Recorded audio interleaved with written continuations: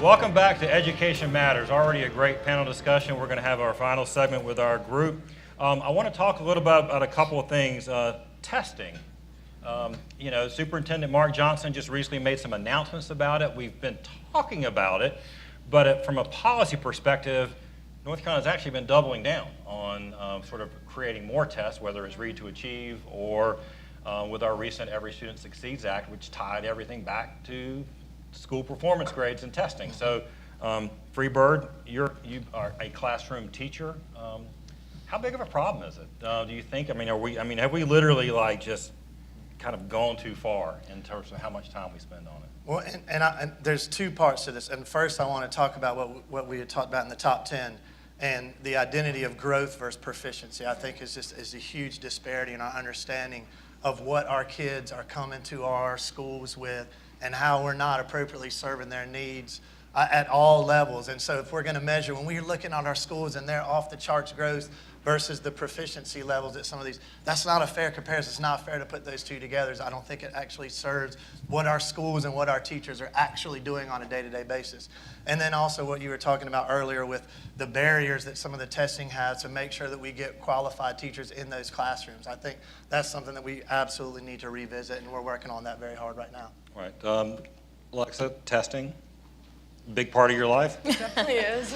I've had to take standardized testing since the 3rd grade, and it's always something that's in the back of your mind when you're taking a course. What I've realized is that when teachers focus more on the material and your engagement in it, those are the classes that kids want to come into class. They want to participate. Mm-hmm. Yeah.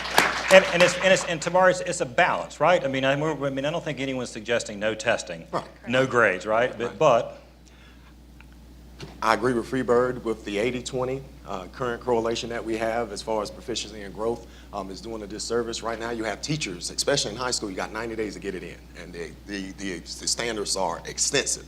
So it doesn't leave a lot of room for the whole child development, the approach when you go in there. But it's really concerning to me because my livelihood is tied to it.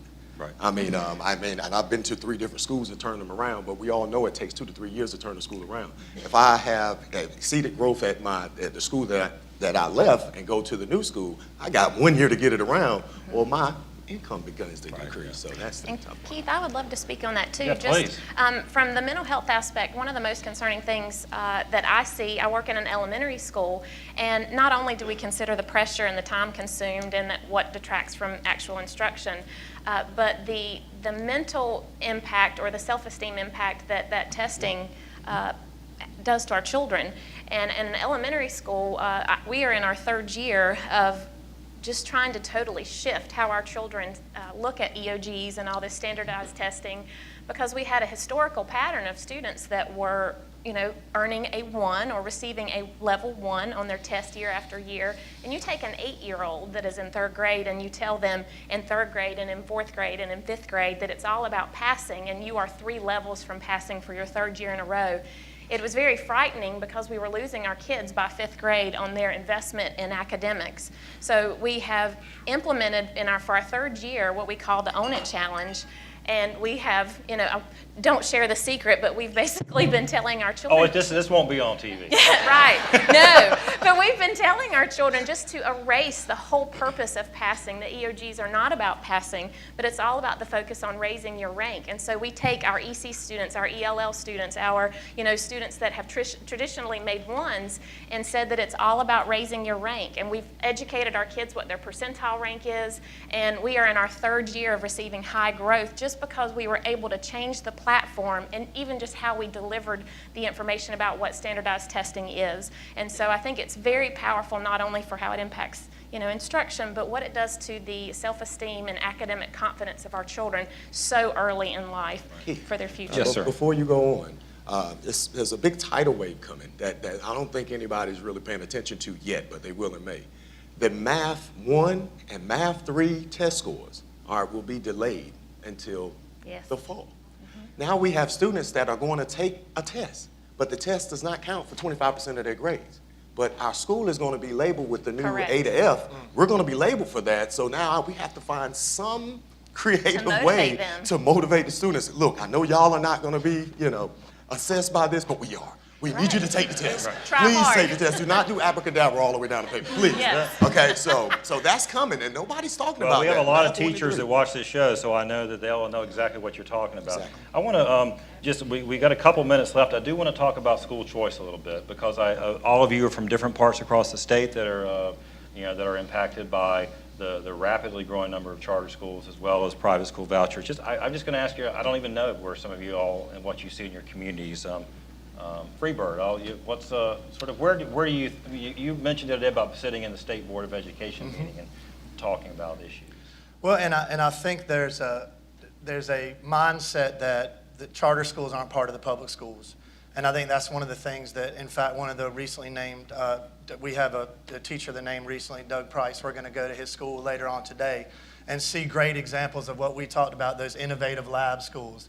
The problem is when you start changing what that idea of that original mindset was on those schools, it completely changes the whole dynamics of what a public school is for all students, equitable and just access to education. And I think in a lot of different ways that's changing as we really move off of what the original intent of the public school was.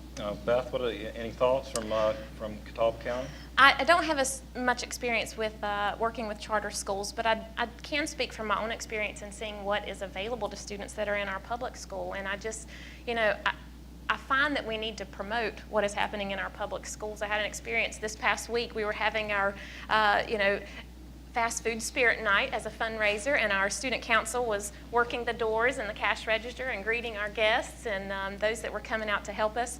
And I am at a school that's named St. Stephen's, and we had a gentleman come in, and immediately when he asked, which school are you from? And the children said St. Stephen's, and he said, oh, thank goodness you're at a private school.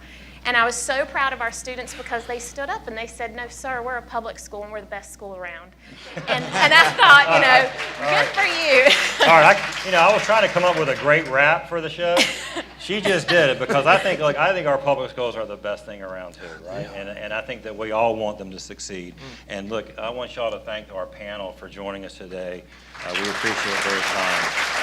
And thank you at home for watching. Thanks so much for joining us. And we'll see you next week for another brand new Education Matters. Thanks.